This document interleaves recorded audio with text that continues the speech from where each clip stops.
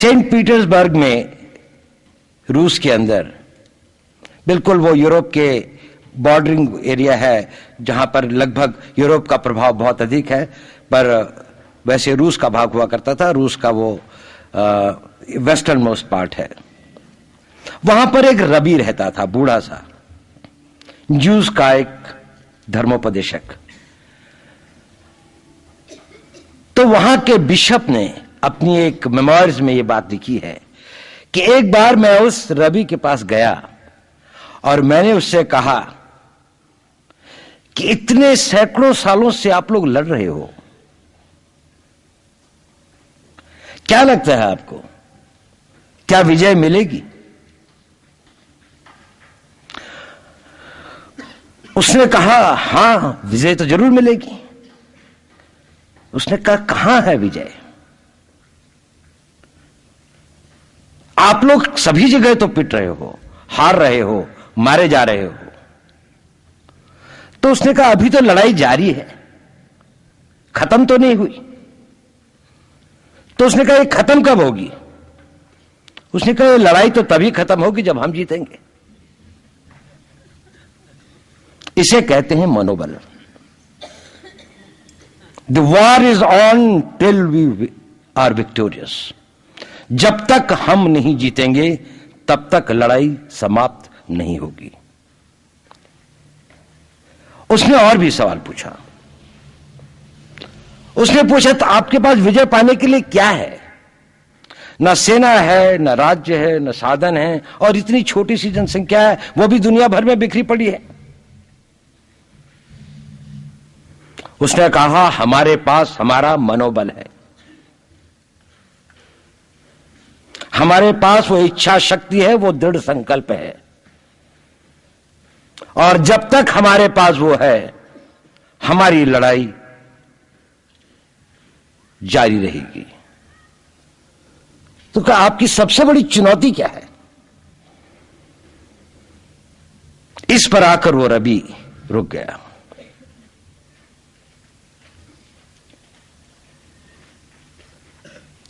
उसने कहा मैं बूढ़ा हो गया हूं, मुझसे यह सवाल मत पूछो।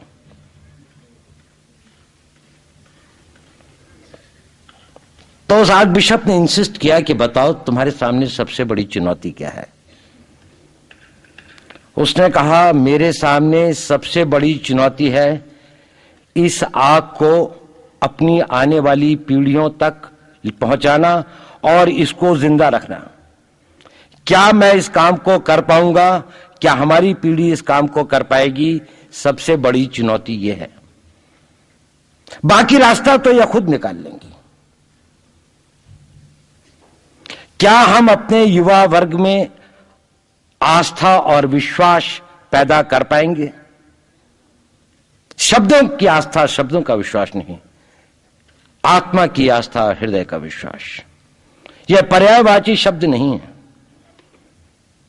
आस्था, जो उसने शब्दों का प्रयोग किया था, आस्था फेथ है जिसमें रीजन नहीं है, उसमें तर्क नहीं है। विश्वास कॉन्फिडेंस है जिसमें तर्क है। विश्वास टेंजिबल्स में होता है, आस्था एब्स्ट्रैक्ट में होती है। यानी आस्था उन चीजों में होती है जिसको आप देख नहीं सकते, जिसको आप छू नहीं सकते, लेकिन महसूस कर सकते हैं आत्मा की गहराइयों से। विश्वास उन चीजों का होता है जिनको आप देख सकते हैं, जिनको आप नाप सकते हैं। विश्वास होता है आपके नेतृत्व में, विश्वास होता है संगठन में, आस्था होती है अपने विश्वासों में, आस्था होती है अपने धर्म में, आस्था होती है उन फिलोसॉफिकल, उन आपके जो तत्व हैं, जो जीवन के सारभूत तत्व होते हैं, उनमें आपकी आस्था होती है। उसके लिए कोई रीजन नहीं होता। जब आप अपनी आस्थाओं को तर्क के द्वारा या अपने विश्वास को फिलोसोफाइज करने लगते हैं, तो एक तरह की कॉन्फ्लिक्ट सिचुएशन पैदा होती है जिसमें आप कर्म नहीं कर पाते। आस्था के बारे में कभी तर्क मत करें। वो एक given fact, given reality of life है। अगर ये फेथ नहीं है तो समय बर्बाद करने से कोई फायदा नहीं, और अगर ये फेथ है तो फिर रीजनिंग एंड तर्क और मस्तिष्क को लगाएं कि उस फेथ को आप किस प्रकार से कार्यान्वित कर सकते हैं। तो प्रश्न है राष्ट्र को बनाने का, और रवि ने जो कहा उससे एक बात आगे चलकर उस आग में शब्द लिखा कि जिंदगी की लड़ाई में, आस्था की लड़ाई में, विश्वास की लड़ाई में सबसे बड़ी लड़ाई और सबसे पहली लड़ाई बड़ी मुश्किल होती है। अगर आप वो पहली लड़ाई जीत गए तो आपका मनोबल कभी नहीं टूटेगा, चाहे कितनी ही विपदाएं आए, कितनी ही मुसीबतें आए, कितनी ही कठिनाइयां आए, उनसे आप हतोत्साहित नहीं होते। और वो लड़ाई न मैदान जंग में लड़ी जाती है, वो लड़ाई ना न्यूक्लियर लड़ाई है, न तलवार की लड़ाई है, न टैंकों की लड़ाई है, ना वो छद्म युद्ध की लड़ाई है। वो लड़ाई है अपने अंदर की लड़ाई। एक पहला निर्णय करना पड़ता है, और अगर वो निर्णय आपने गलत किया या न किया तो बाकी जीवन की सारी लड़ाइयां तो आपको लड़नी ही पड़ेंगी, आप चाहें चाहे नहीं चाहें। ये दूसरी बात है कि आप किस चीज की लड़ाई लड़ेंगे, लेकिन उस लड़ाई के अंदर आपको विजय मिले या न मिले, आपको हमेशा एक कमी का अनुभव होता रहेगा अगर आप पहली लड़ाई हार गए। तो वो पहली लड़ाई क्या है? पहली लड़ाई यह है कि आप जिस परिवार, जिस समाज, जिस राष्ट्र, जिस सिविलाइजेशन के भाग हैं, के सदस्य हैं, आपने इसको कुछ देकर जाना है या इससे कुछ लेकर जाना है। दोनों की सीमाएं बड़ी लंबी हैं। लेकर भी जाना है तो लूट के लिए बहुत है, और देकर भी जाना है तो जीवन भी कम है।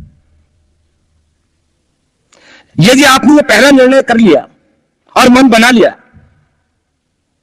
कि देकर जाना है, तो आप ये लड़ाई कभी नहीं हार सकते। आप अपने जीवन तक लड़ेंगे, उसके बाद आगे कोई लड़ेगा। ये लड़ाई तब तक चलती रहेगी जब तक हम वहां नहीं पहुंच जाते जो हमारा गंतव्य स्थान है, जहां जब तक हम अपनी विचारधारा को, अपनी बात को, अपनी जो विश्व को एक रास्ता दिखाने का जो हमारा एक संकल्प है, जब तक हम वहां नहीं पहुंचाते तब तक ये लड़ाई चलती रहेगी। ये जीडीपी 8% हो जाए या 18% हो जाए, उससे बंद नहीं होती है। भारत की फौज 12 लाख की है या 22 लाख की हो जाए, उससे खत्म नहीं होती है। ये लड़ाई उससे बड़ी लड़ाई है, ये लड़ाई उससे आगे की लड़ाई है।